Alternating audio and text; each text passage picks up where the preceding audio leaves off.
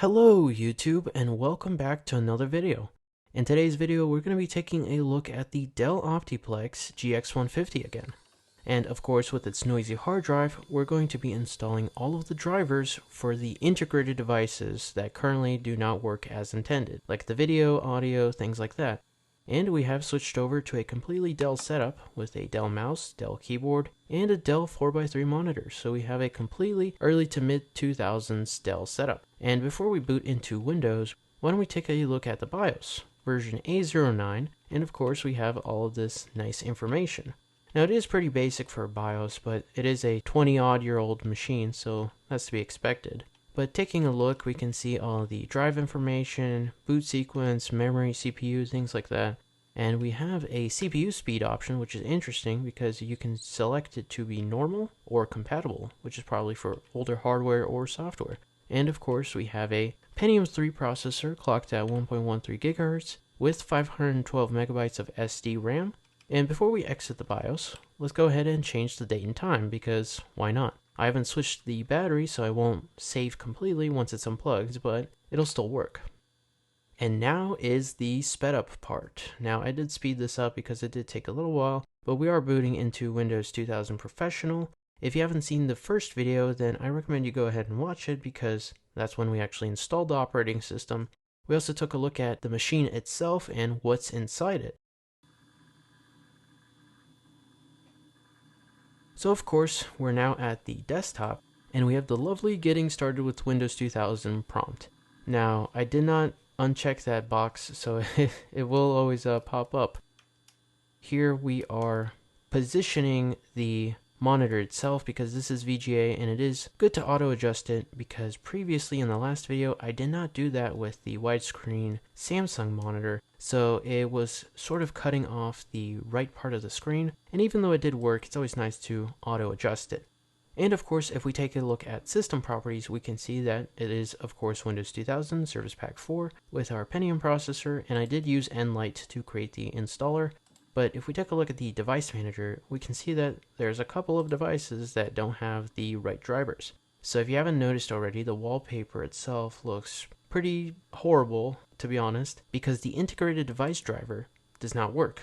It's not there, so we need to install it to make it function.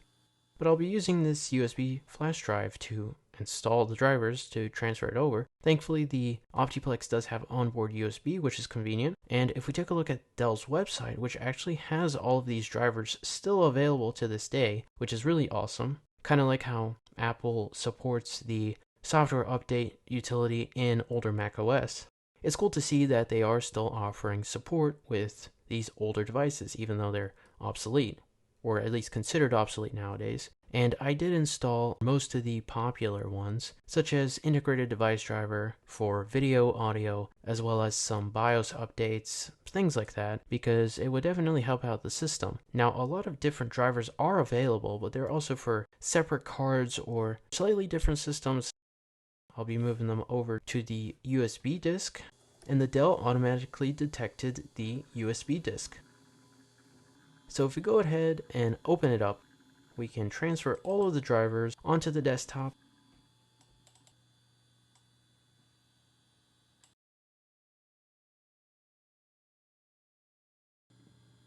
Ejecting the USB disk, we can now begin the installer process. So first, we're just going to be installing them one by one. I don't really remember what they are because they are titled their actual device driver numbers, but once you open them up, you'll be able to see, for example, it's the Intel Application Accelerator. Now, I'm not really sure how well this is going to be helpful, but it was a popular one, and it works with the system, so I installed it anyways. And we're going to be seeing this a lot because we have to click Run this program, save it to this file, create a folder if it doesn't exist, restart the computer, and yeah, it does take a while, but I mean, that's to be expected. You're installing device drivers. So, of course, seeing the Windows 2000 screen again, we're going to be seeing this a lot more. And for the most part, we didn't really have many issues with installing the drivers. And the next driver here is the integrated network card. So I think this already worked, but this is from the Dell website, so might as well install it because it's a official Dell driver and it's a Dell system. And after that, we have the next driver, which is the integrated audio. Before the installation of this driver, the audio did not work at all. I mean, that's to be expected because it was not there. The audio driver for the specific sound card chipset just didn't work out of the box. But now we'll be able to use speakers, which you could probably kind of see it's behind the Dell monitor, but we'll be able to hear the actual system sounds. The audio itself is working now. And we have the logon sound.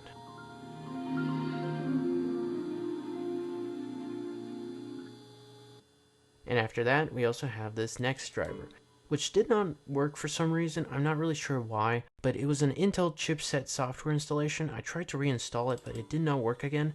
And I decided to just skip it in the end because it's just for newer Intel chipsets. And I'm not going to be doing a CPU upgrade or anything in the system anytime soon. And after that, we're installing the BIOS upgrade, which is pretty nice. I mean, it'll probably give us a couple more options, but might as well install it. It was on the Dell website. I believe the BIOS on the system was A09, and I think this was A11.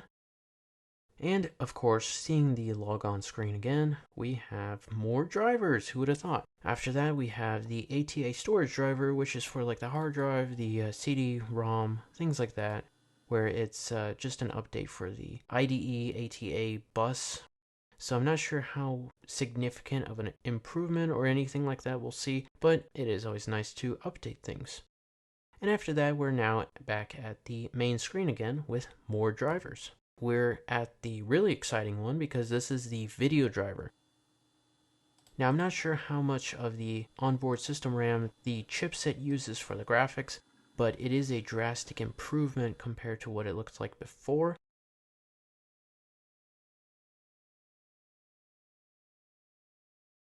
And of course we're entering the logon screen again. Now right off the bat it doesn't really look that different, but once the wallpaper loads you can see a significant change in the actual resolution. So it is more high definition, which is always nice to see. And of course I auto adjusted it again. It was a little bit off, but it fixed itself. And just taking a look at the LCD, it is a lot more crisper and it just looks a lot better than it was before.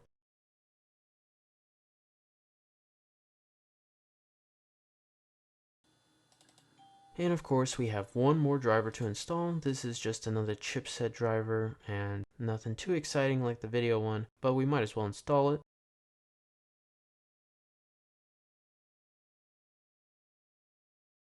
And of course yet again we're at the logon screen, and we are also able to hear the audio, which is always awesome.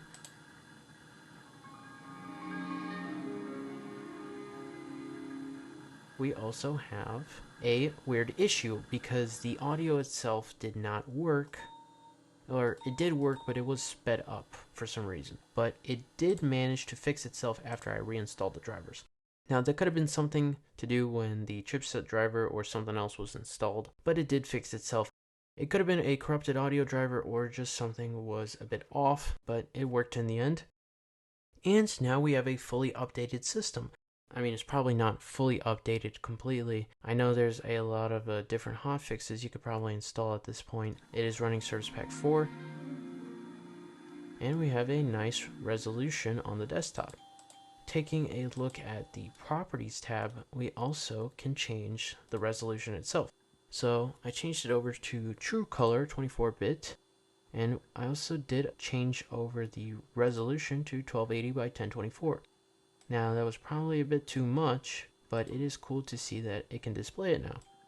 In the end, I decided to switch back to 1024 by 768. It's larger than 800 by 600, but it's enough space that it looks pretty decent, as well as making the wallpaper look not out of place. And of course, taking a look at the programs, you can see all the built-in default things, the games folder, which is always fun. And now if we take a look at the device manager again, we'll see that everything is working as it should except for one thing. That is an Ethernet controller. Now that is the Wi-Fi card that the system came with. When we took a look at the system in the first episode, we discovered that there was a wireless card. Now, I think this is only wireless G, and I do not have an antenna, but this is a D-Link wireless WDA 1320 wireless G desktop adapter. And taking a quick look at the website, the manual and all of the drivers are still available, which is awesome to see.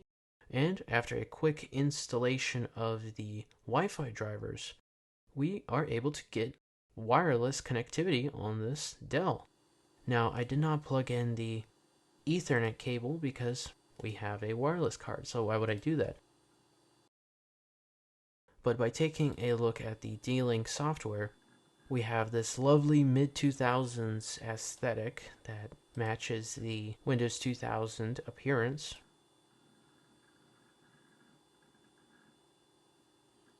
And I did try the push button method, which was kind of weird. I think you had to have a proper modem or something that was able to communicate with the software, and I don't have anything like that set up at the moment. So I went ahead and exited the software and reopened it to connect it manually. And by doing that, it automatically detected my network. I was able to log in, and I'm pretty sure it supports WPA2 because it did not complain about a WPA system, and it did show up as connected. Now after that, I wanted to install MyPal, which is a XP compatible modern browser which still receives software updates. I've tested it on XP, and of course it doesn't work on Windows 2000. It wants Windows 7 or newer. Now that is a bit strange, but is to be expected, and that's why a thing like kernel EX exists. However, this is for 9X based systems. But Windows 2000 kernel EX does exist. However, the software takes a little bit of setting up to do, so that'll be for another video. So stay tuned for that in the future as we'll try and get kernel EX working. But I did want to test the wireless card, so I opened up Internet Explorer 5 and I went over to frogfind.com, which is a search engine for vintage computers made by Action Retro. He's another awesome YouTuber, and I recommend you go check him out. But this was able to connect to the internet. I'm not connected with Ethernet by any way, and you can see with the first LAN connector, it's not registering anything. But the second one, which is the wireless card, and you can also see at the taskbar, there is a connection. Now, I just wanted to see if FrogFind could actually download something with Internet Explorer 5, and I tried to install Internet Explorer 6, but obviously it did not work for many reasons. I still wanted to test it out though. However, even though we weren't able to get kernel EX working, I'll have to install some other hotfixes and other software updates to make it work, but that'll be another video, and stay tuned for that. But to end off the video, I opened up Space Cadet and just started playing a game. Now, this was a different video, or different than a usual video, because I'm doing a voiceover type thing after the initial recording. If you guys like this type of content, then let me know. I'll definitely make more if you guys are interested in this style. I figured I'd give this a try. And of course, if the background noise from the video itself, like just the computer noise, the speakers, the keyboard noises, things like that, if that is annoying in any way, I can always mute that or even add some music. If you guys have any suggestions or anything that you want me to change with this style, or you just don't want to see this type of style, then let me know. I'll see what I can do, and hopefully it'll be an interesting video. And if you guys enjoyed, be sure to subscribe to the channel. If you guys want to, you can also leave a comment or a like or anything like that. And as always, I'll see you in the next one, and thanks for watching.